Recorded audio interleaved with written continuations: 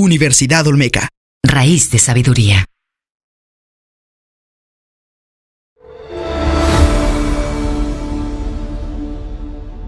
Bueno, es un honor para mí estar aquí con ustedes y también agradecer al doctor Garcés, que es quien ha estado preparando toda esta serie de conferencias en el programa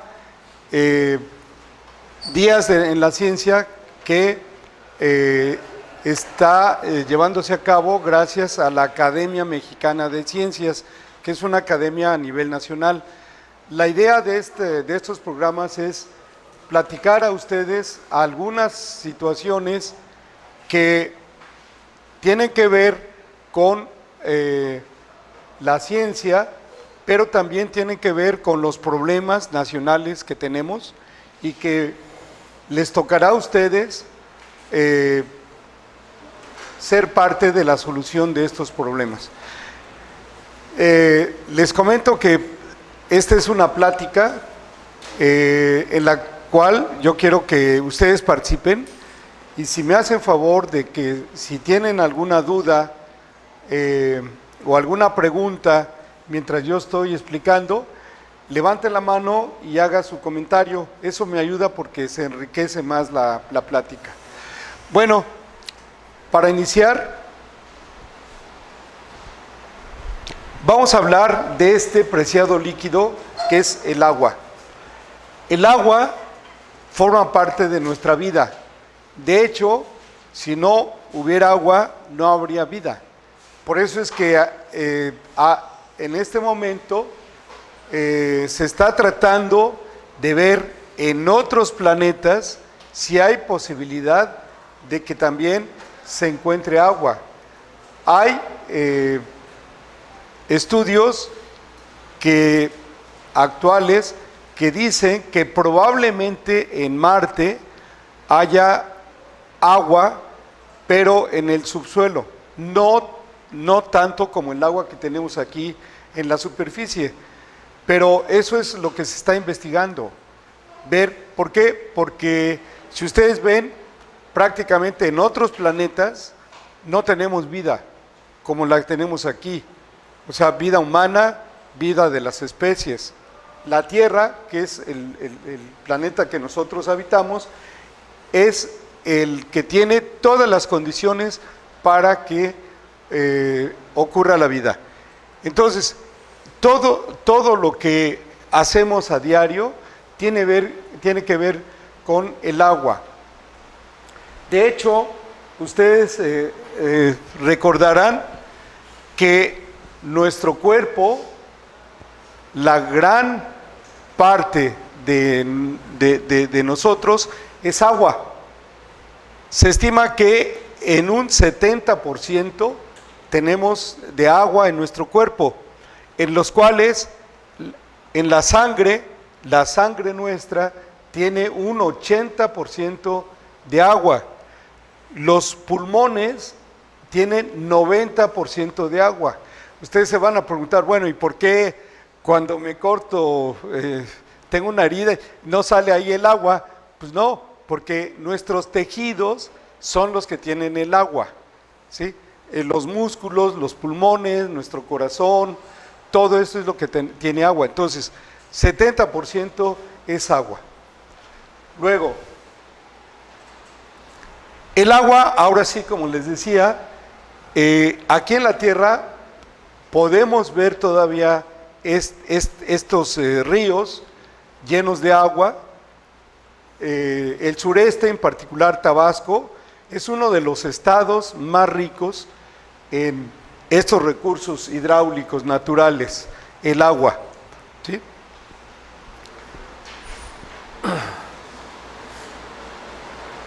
Ahora, el uso del agua, como les digo, se hace en toda la sociedad.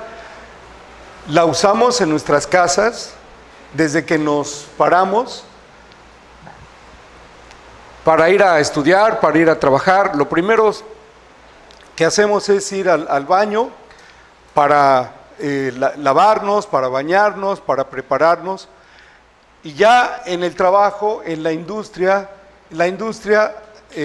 usa mucha agua para los procesos, para fabricar bienes de consumo. Pero también en la agricultura se usa mucha agua.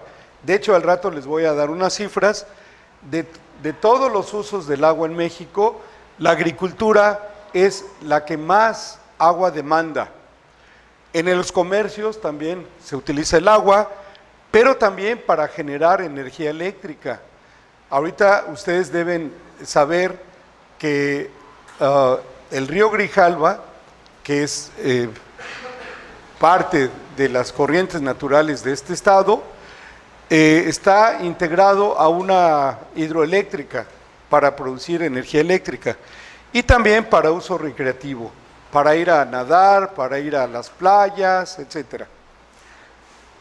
Entonces, aquí tenemos el uso de agua en nuestras casas.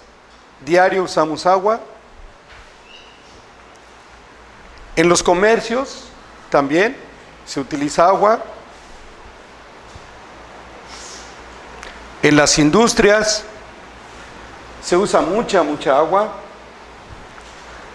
En la recreación, cuando vamos a un deportivo, cuando vamos a una alberca, cuando vamos a una playa, pues ahí tenemos también uso directo del agua. Pero, como yo les decía, el agua también se utiliza para generar energía eléctrica. Aquí tenemos unas fotografías de distintas presas hidroeléctricas, se llaman, hidroeléctricas, ¿sí? La energía eléctrica se genera, ustedes que son próximos ingenieros industriales, van a estudiar que la forma de generar energía eléctrica más usual es aprovechando el agua, pero para aprovechar su fuerza, su caída. Ahorita lo vamos a ver con un esquema. Pero también cuando se usa agua, se llaman hidroeléctricas, las plantas que producen energía. Cuando se usa carbón, que tenemos plantas en Coahuila, en el norte del país, tenemos mucho carbón, se llaman carboeléctricas. Las que utilizan el agua de el agua que está subterránea, pero que sale por la presión como un geyser, se llaman geohidroeléctricas. Entonces, y también tenemos plantas que aprovechan la energía nuclear para producir energía eléctrica. Esas se llaman nucleoeléctricas. Aquí en México solo tenemos una, que está en Veracruz, en Laguna Verde, ¿sí? Yo les recomiendo que hablen con sus profesores, porque se organizan visitas a esa planta nucleoeléctrica, que es la única que tenemos en el país. Yo llevo a mis alumnos cada semestre, ¿sí?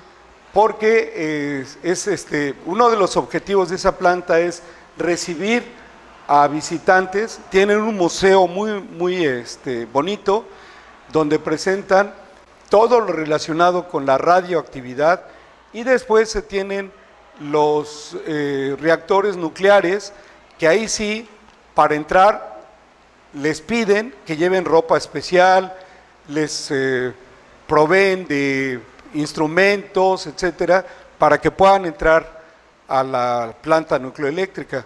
Pero los profesores pueden solicitar esa visita, y es una práctica muy importante para conocer cómo se hace la producción de energía eléctrica aprovechando la energía nuclear, ¿sí? Bueno, pero volviendo a nuestro caso, el agua se utiliza en las hidroeléctricas, y es lo básico. De hecho, ustedes también pueden ir a una de las plantas hidroeléctricas que están cercanas aquí. Infiernillo, ¿cuál otra están cerca de aquí? las Peñitas, todo eso, Chicoacén. ¿Ya alguien ha ido a una planta hidroeléctrica?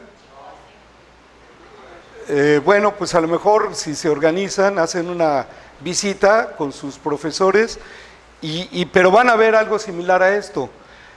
Se tiene un embalse del agua, aquí está el agua, ¿sí?, que tiene una energía potencial bastante alta. Entonces el agua se capta y se pasa por una tubería que está a presión con toda esta energía potencial que se convierte aquí en energía cinética, y el agua pasa con una gran fuerza y aquí pone en movimiento reactores que ponen en movimiento generadores de energía eléctrica, ¿sí? Y el agua solo sirve para impulsar los generadores y se pasa y se descarga, es decir, no se pierde el agua, simplemente se aprovecha su fuerza. Y aquí es donde se produce la energía eléctrica, y ya como energía eléctrica se pasa a las torres para su distribución. Eso es uno de los usos del agua. Y como les decía, de acuerdo a estadísticas de la Comisión Nacional del Agua, los usos que se hacen en el país, la mayor parte se utiliza para riego agrícola, 77% se utiliza para riego agrícola, 14% para agua potable, para dar a la población agua potable, 4% en la industria, 5% para energía eléctrica. O sea, México tiene un potencial que todavía no logramos tener el mayor aprovechamiento de los recursos hidráulicos que tenemos aquí en México. ¿Por qué? Porque todavía tenemos, hay proyectos para hacer otras plantas hidroeléctricas para aprovechar la fuerza del agua, la energía potencial, para producir energía. Pero esto es aproximadamente lo que nos dice la CNA, cómo se usa el agua. La anterior fue del 2010 y esta es del año pasado, del 2018, pero vean que prácticamente en una década los porcentajes de uso del agua no han variado mucho. Ahora, en nuestra casa, nosotros en nuestra casa usamos el agua normalmente en todas estas actividades. En la ducha y el lavabo, 25% del agua que usamos al día, 25%. En el lavado de ropa, 15%. En el excusado, el WC, 40%. Aquí estamos usando mucha agua. De hecho, hay programas de ahorro de agua que se está cambiando, por ejemplo, los muebles para que únicamente los mijitorios que ya no usan agua, sobre todo en las escuelas. En las escuelas ya se está cambiando, ya no se tiene que abrir la llave del agua, sino simplemente la orina pasa directamente. ¿Sí vas a decir algo? Entonces, se está tratando de reducir esta agua. En otras partes, sobre todo en algunos hoteles, lo que se está haciendo es que el agua jabonosa se reutiliza en el llenado de las cajas de los WC, porque no necesitan agua potable, ¿sí?, para sustituir agua limpia o potable para utilizarlos en el WC. En la cocina, 10%, y para riego de los jardines, etcétera, otro 10%. Este es aproximadamente el uso del agua en los hogares. Ahora, ¿cuánta agua tenemos o cuánta agua necesitamos? Bueno, nuevamente tenemos que partir de la población mundial. Estamos hablando de toda la población mundial y hasta este año se estima que somos esta cantidad de habitantes. ¿Quién lee, por favor, la cantidad de habitantes que somos aquí? 7.748 millones, 033.986 habitantes. O sea, más de 7.000 millones de... ¿Cuántos habitantes somos en México? Alrededor de 125. Ahora nos van a afinar el dato con el censo del próximo año, pero ya estamos llegando más de 124 millones, ¿sí? Entonces nos van a dar la población exacta para el próximo año. Ahora,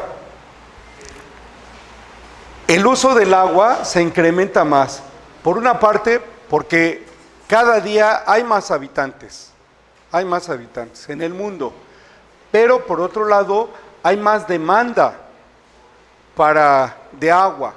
Como ya vimos, para la actividad agrícola es lo que más demanda agua y tiene que tener agua para producir más alimentos, para dar de comer a esa población que está creciendo. En otras palabras, la demanda de agua en el mundo se está incrementando cada año más. A pesar de que todavía tenemos estas fuentes naturales, también por efectos del cambio climático, se ha visto que hay cambios ya también en la cantidad de agua que llueve. Entonces, eso ha hecho que la cantidad de agua que tenemos, se vaya reduciendo natural, ¿sí? Todavía tenemos, afortunadamente, suficiente agua, pero si no la cuidamos, cada día va a ir disminuyendo.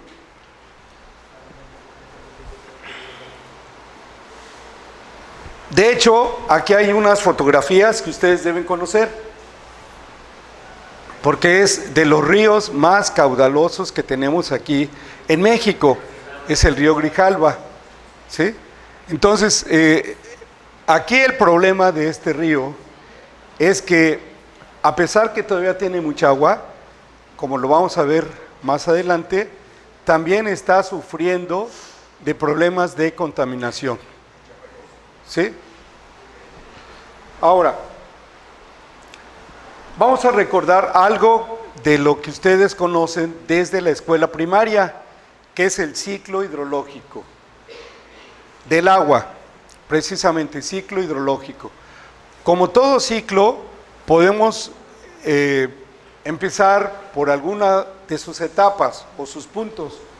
Vamos a empezar, por ejemplo, con la condensación, que son las nubes que se tienen en la atmósfera y que cuando se enfrían, ¿sí?, se condensa el vapor de agua y por su peso se precipita. Entonces está la condensación, la precipitación. Al caer el agua, parte escurre por la superficie. Entonces, aquí viene los escurrimientos.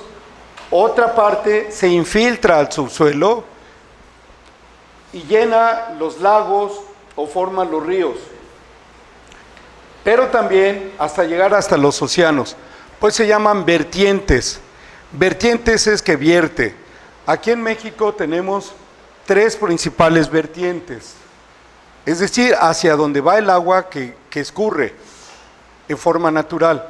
La vertiente del Pacífico, la vertiente del Golfo y las vertientes interiores, que se le llaman, o sea, que drenan a los lagos que están en el centro de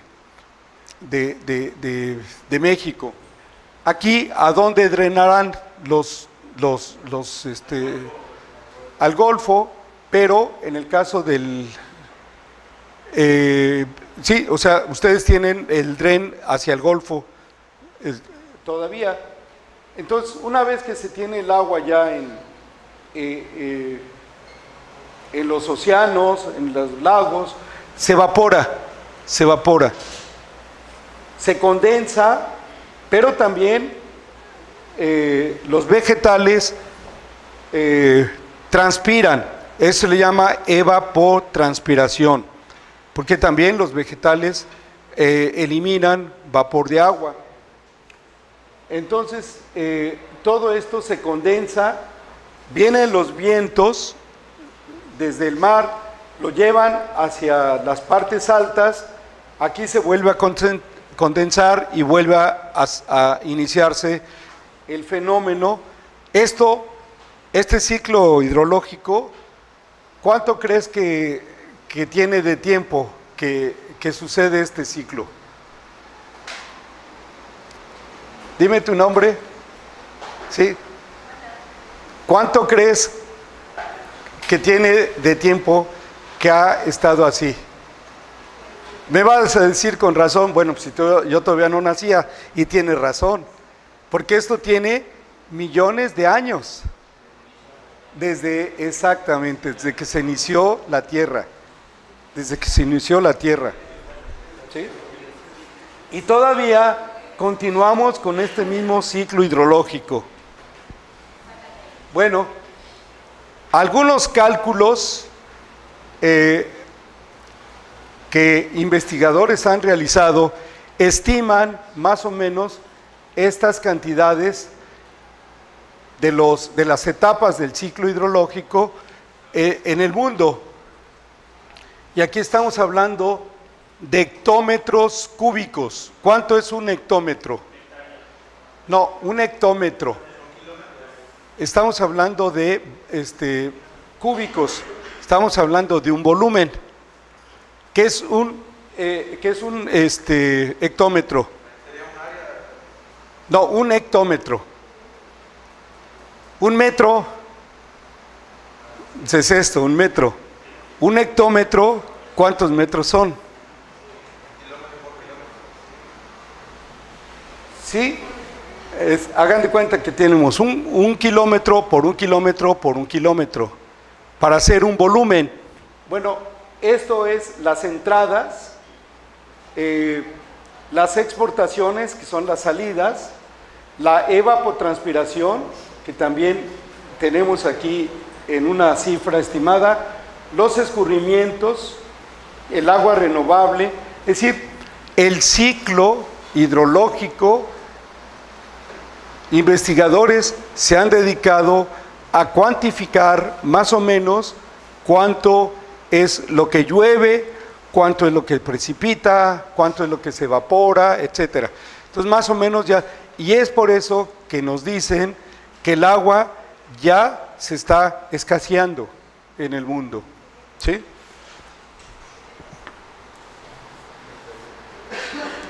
Ahora, hablando de la Tierra, nuestro planeta, ¿cuánta agua hay también aquí en la Tierra? Bueno, se estima que la cantidad aproximada de agua que existe en toda la Tierra es de 1.400 millones de kilómetros cúbicos. ¿Sí? Esta cantidad siempre ha estado en la Tierra desde que se inició la precipitación, que duró siglos.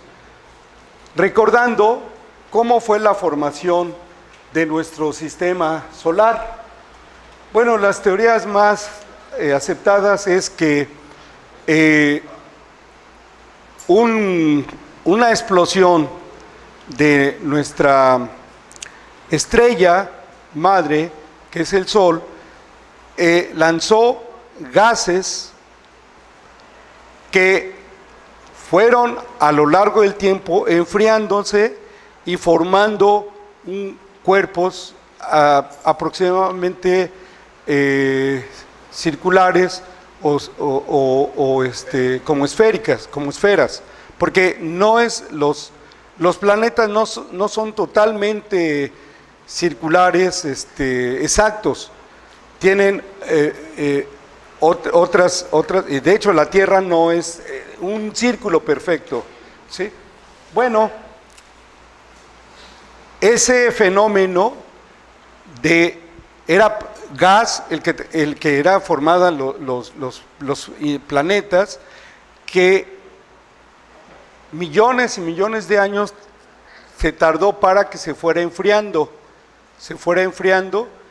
y se fuera haciendo como algo duro, como una corteza. De hecho, actualmente los planetas como el nuestro, como la Tierra, ya podemos decir que hay una corteza, pero todavía en el interior todavía hay temperaturas muy altas, y es un material que es magma, que no está completamente sólida. De hecho, se dice que, hagan de cuenta que la Tierra fuera una naranja y que la corteza fuera la cáscara de la naranja. Todo lo demás ya es un material semisólido, hasta llegar al núcleo, donde ya tenemos una cantidad de elevadas temperaturas y una forma que todavía no es sólida. Bueno, pero se estima que la edad de la Tierra son alrededor de 4.500 millones de años cuando se formó. A raíz de que se formó y que se fue enfriando, al igual que otros planetas, ese vapor que se tenía, se juntaron dos elementos clave, que es el oxígeno y el hidrógeno, para formar ¿qué? El vapor de agua. Entonces, ese cuerpo que se fue enfriando, ¿sí?, se formó nubes de agua que precipitaron y que duró muchos siglos el periodo en que se precipitó el agua que se fue enfriando. Y es justo lo que formó el agua que tenemos en la Tierra. Y fundamentalmente el agua de los océanos y de los mares. Bueno, ustedes recordarán que, hablando de la superficie, alrededor del 70% de la superficie de la Tierra es agua. El 70% es parte sólida, que son los continentes, que son las islas, etcétera. Ahora, algunos datos del agua. Ahora sí que, como dicen, hay dos noticias, una buena y otra mala. La buena es que tenemos mucha agua, 70% es agua. La mala es que no es un agua de buena calidad, disponible para tomarla. De este 70%, solo 2.5% es agua disponible o dulce. Lo demás es salada. O sea, 2.5% del agua en el mundo es dulce. Pero, aparte de eso, otra noticia no tan buena. De ese 2.5% de agua dulce en la Tierra, casi el 70% de esta cantidad está en los polos. ¿Sí? Está en los polos. Entonces, la mayor parte está congelada en los glaciares y el resto está en la superficie y en el subsuelo. Aquí tenemos algunas cantidades de agua en la tierra. El agua dulce, el agua disponible. Como les comento, el 70% del agua dulce está en los polos. Es agua glaciar, principalmente en regiones polares y en Groenlandia. Groenlandia es una gran isla que está prácticamente llena de hielo. Por supuesto, no todo es hielo, porque ahí hay poblaciones pequeñas ahí también. Entonces, esto es la cantidad de agua que está en los polos. Esta es la cantidad que hay en los lagos, humedales y aguas de los ríos o de los arroyos. Pero también tenemos agua subterránea en el subsuelo y tenemos también el vapor de agua en la atmósfera. Entonces, como ven, el agua dulce disponible, la mayor parte es en los glaciares, está en forma de hielo. Ahora, del agua total que tenemos en el mundo, ¿sí?, más del 70% es agua salada. No, más del 97% es agua salada. 2.5% es el agua dulce, pero la mayor parte está en los glaciales. Entonces, ¿qué tenemos? Bueno, aquí están los glaciares, es donde está la mayor parte del agua dulce, pero está congelada. Estas son las corrientes, los ríos.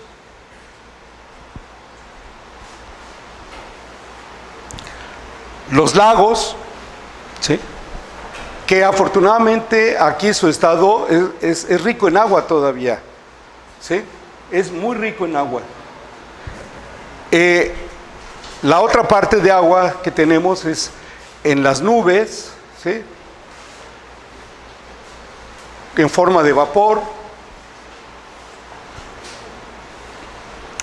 Entonces, el 1% de todo el agua del planeta es dulce, encontrándose en ríos, lagos y mantos subterráneos. Ahora, de cualquier manera, el agua que tenemos, para ya consumirla, se necesita estar en una zona que no ha sufrido nada de contaminación para poder consumirla, que desafortunadamente también ya es más difícil encontrar agua que cumpla con las condiciones de potabilidad para consumirla directamente. Pero por otro lado, en el mundo tenemos escasez de agua. Y estas fotografías son de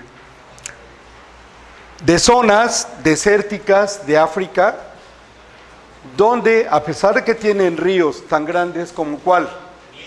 El Nilo, por ejemplo, y una presa que es de las más grandes del mundo. Una presa que está en África, en Egipto, de las más grandes del mundo. Ahí también tiene zonas desérticas. ¿Qué zona desértica recuerdan ustedes? El Sahara, por ejemplo. Bueno, se estima que la población, como ya les presenté, está creciendo a un ritmo de 80 millones por año. O sea, casi lo que es la población de México, cada año se está sumando a la población mundial. Y eso demanda una cantidad de agua dulce de aproximadamente 64,000 millones de metros cúbicos anuales. Es decir, la población que crece año con año está demandando mayor cantidad de agua. El problema es que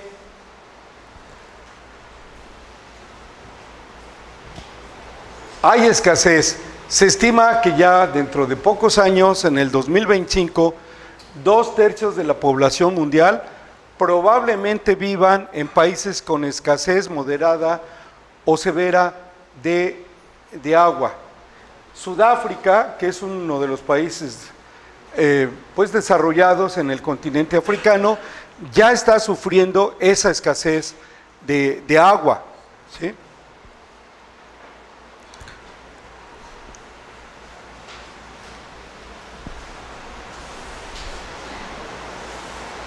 Ahora, ¿qué pasa con el agua que todavía tenemos corriente, como los ríos, como los arroyos superficiales? Pues los estamos contaminando. Los estamos contaminando. Estas son fotografías que yo tomé en un río, entre comillas, que todavía tenemos en la Ciudad de México, ¿sí? Es uno de los pocos ríos que tenemos, pero va totalmente contaminado. En el norte, hace 10 años hicimos un estudio de los ríos de la zona oriente y de la zona poniente, de la zona metropolitana, y así los encontramos. Así los encontramos.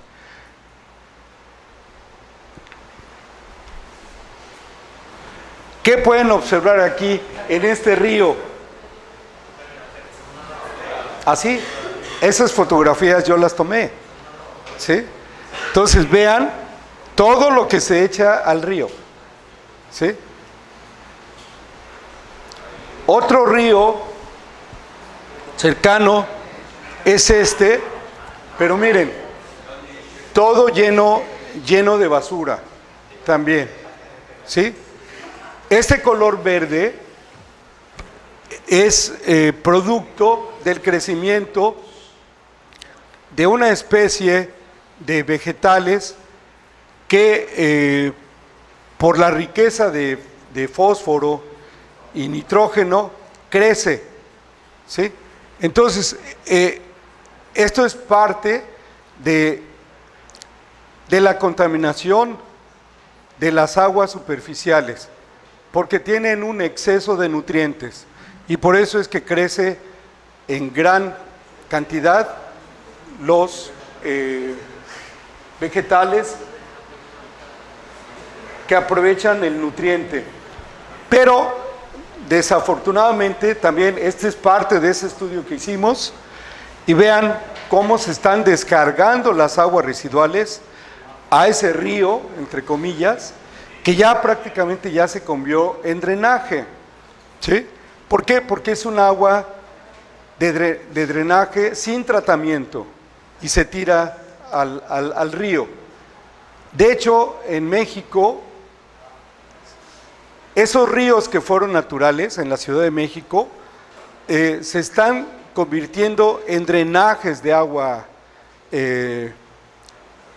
residual, ¿sí? Y han cambiado su nombre. Todavía tenemos los que conozcan esa zona o que hayan ido de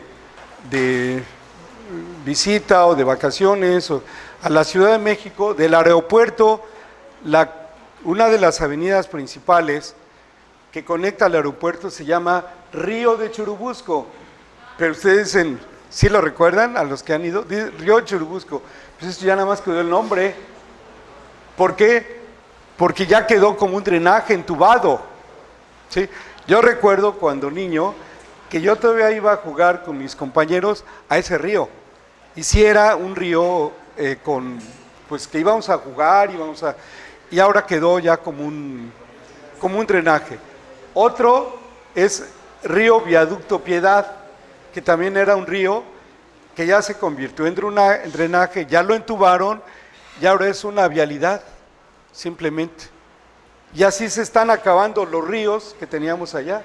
Yo espero que aquí no les suceda lo mismo, que todavía ustedes luchen porque sus ríos se conserven todavía con agua natural. El problema es este: ya hablando de su estado, esto lo tomé de esta fuente de Novedades de Tabasco, y vean cómo está parte del río Grijalva, ¿sí? O sea, lleno de basura.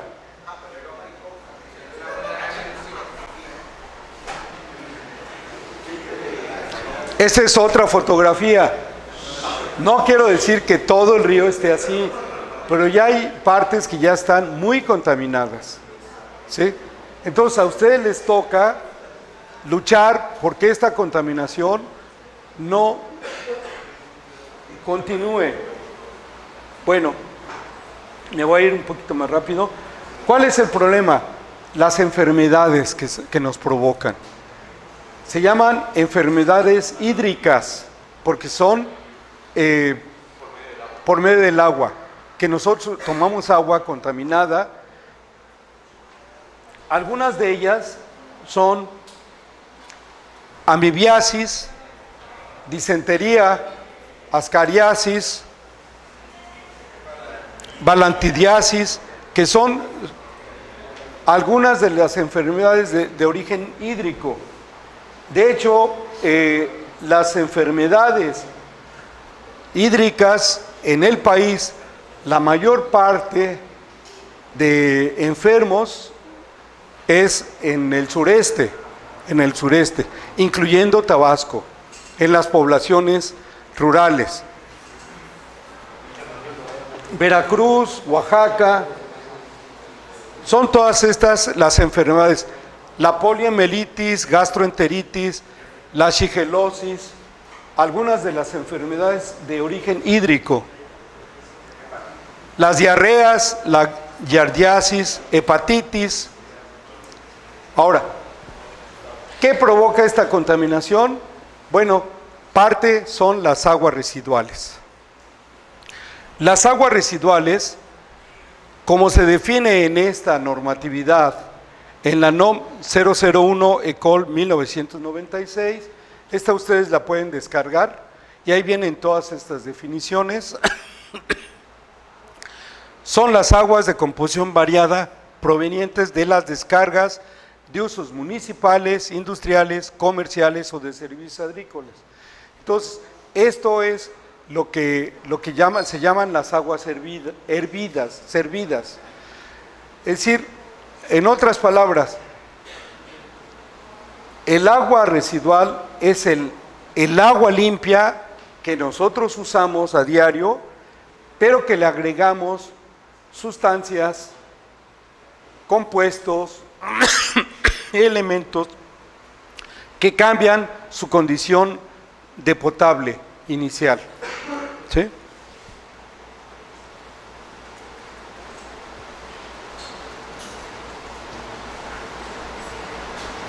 Esta fotografía también la tomé en un estudio que hice en la zona de Tampico,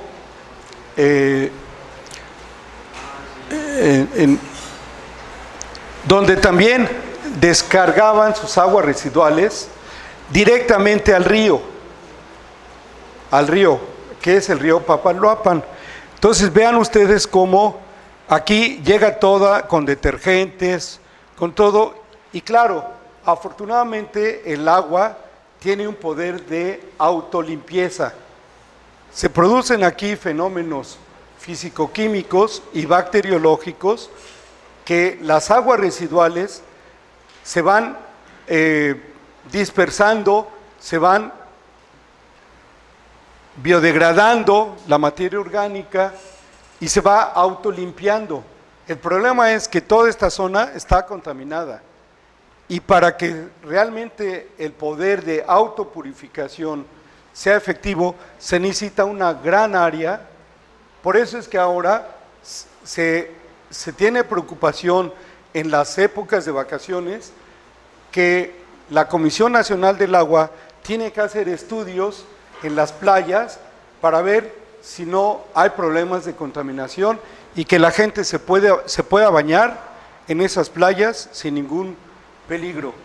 ¿Por qué? Porque acuérdense que la preocupación principal es la salud humana y principalmente de los niños.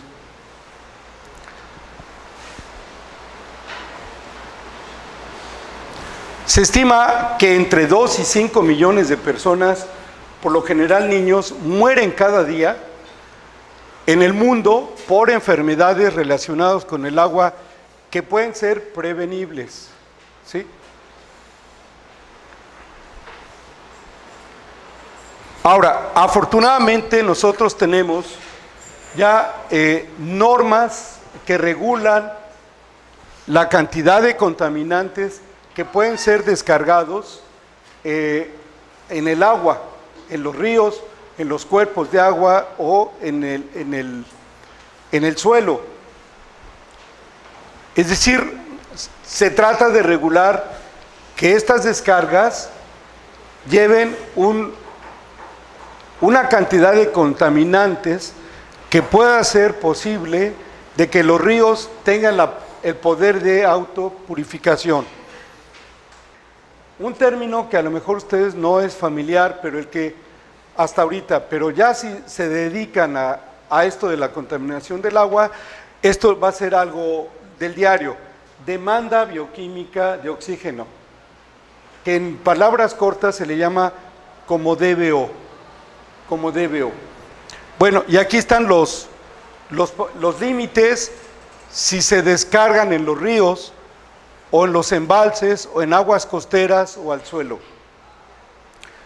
Y también tenemos otros que son los contaminantes básicos, y hay otra lista que esto es lo más riesgoso, que son los metales pesados y cianuros, porque son tóxicos. Son tóxicos y estos son los que normalmente descargan las aguas de las industrias, ¿sí? Pemex, aquí cerca de ustedes, en sus refinerías descarga aguas muy contaminadas y que es necesario que tenga plantas de tratamiento de aguas residuales, que es un trabajo para ustedes. Aquí están las normas. Ahora, el agua se puede reusar, una vez tratada, se puede reusar, y la norma 003 de la Semarnat 003 establece qué calidad debe reunir esa agua tratada para poder reusarse.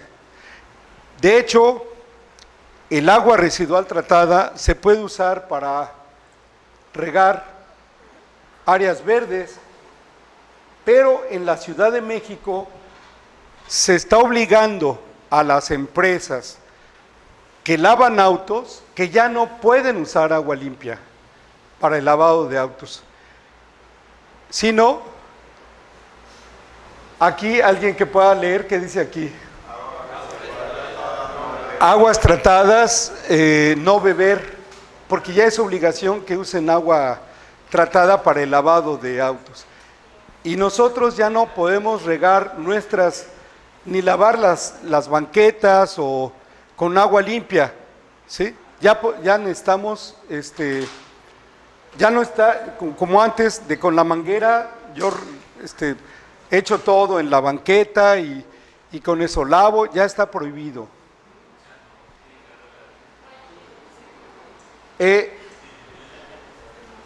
Cuando se hace un tratamiento de las aguas residuales,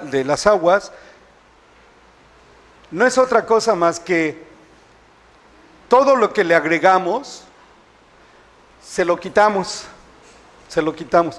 Y esas partículas, se le denominan lodos, esos sólidos se le denominan lodos.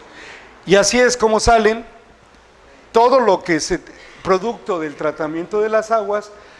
Con varios procesos sale así, como lodos, ¿sí? Para ello se tienen que deshidratar las aguas residuales, porque las aguas residuales tienen alrededor de 1% de sólidos y 99% de agua. Entonces, cuando se deshidratan, se quita la mayor cantidad del agua hasta llegar a un 25 o 30% de sólidos y un 75% de agua. Y entonces ya salen así, como se le llama coloquialmente como pastel. Pero todavía esto tiene 75% de agua. ¿Sí? Sí, se utiliza. De hecho, la norma 004 es para aplicar, cuando ya se tratan esos lodos, se le llaman biosólidos, ya son lodos tratados, y se puede aplicar al suelo como mejorador del suelo. Puede ser como composta. Exactamente, como una composta. Bueno, ya hablamos de los problemas y ahora vamos a hablar de las soluciones. Las soluciones, yo espero que algunos de ustedes sean parte de esa solución, que es el tratamiento de aguas. Para eso tenemos que hacer estudios preliminares. Es uno de mis alumnos haciendo muestreos de agua que se lleva al laboratorio para determinar cuál es la calidad del agua y con ello definir qué tipo de tratamiento es el más adecuado para tratar el agua. Y aquí tenemos, ¿a quién de ustedes les gusta el laboratorio? Hacer análisis. Bueno, esto es nuestro laboratorio. El que quiera hacer alguna práctica puede visitarnos a través de sus profesores y ahí puede hacer todo esto. Ahí se les capacita para hacer este tipo de ensayos. Bueno, rápidamente, el nivel de tratamiento, el agua más contaminada, la más sucia que ustedes consideren, se puede someter a tratamiento hasta volverla a ser nuevamente potable. El problema es el costo, pero ya técnicamente se puede volver a hacer agua potable. Bueno, me voy a ir rápido. Estas son algunas imágenes de una planta de tratamiento. Se necesitan bombas, se necesitan... ¿Alguien ha visto cómo funcionan estas bombas? ¿Supieron quién fue o saben quién fue Arquímedes? Él fue quien inventó el principio de las bombas. Por eso se le llama bombas tipo Arquímedes. Porque antes era con movimiento animal o a mano, pero ahora ya es con un motor eléctrico que es como un tornillo, entonces el agua de aquí la sube a esta parte. Bueno, pues estas son algunas de las plantas de tratamiento que yo espero que algún día ustedes ya en su actividad profesional ya puedan dedicarse a diseñar plantas de tratamiento. Bueno,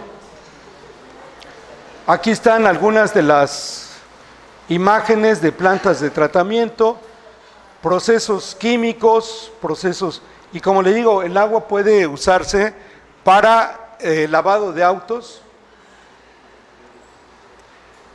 Aquí también están algunos de mis alumnos en prácticas. Y pues finalmente, pues ese es lo que les quise presentar. Acuérdense, el agua se está escaseando, pero además la estamos contaminando. Entonces, ustedes son la solución de ese problema de la contaminación del agua. ¿Sí? Universidad Olmeca. Raíz de sabiduría.